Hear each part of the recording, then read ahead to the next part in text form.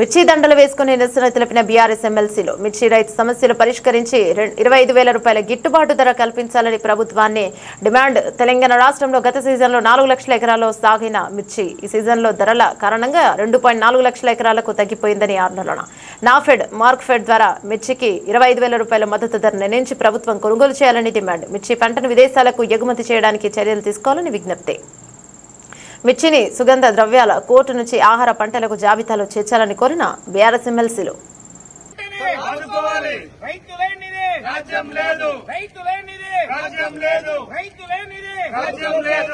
మిర్చి రైతుకు వెంటనే మద్దతు ధర ప్రకటించాలి.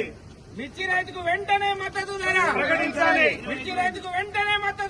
ప్రకటించాలి. మిర్చి రైతుకు వెంటనే 25,000 మద్దతు ధరను చెల్లించాలి. 25,000 మద్దతు ధరను చెల్లించాలి. 25,000 మద్దతు ధరను చెల్లించాలి. 25,000 మద్దతు ధరను చెల్లించాలి. జై తెలంగాణ. జై తెలంగాణ. మిర్చి రైతులకు వెంటనే రాజ్యం లేదు. రాజ్యం లేదు. రైతు లేనిదే రాజ్యం లేదు.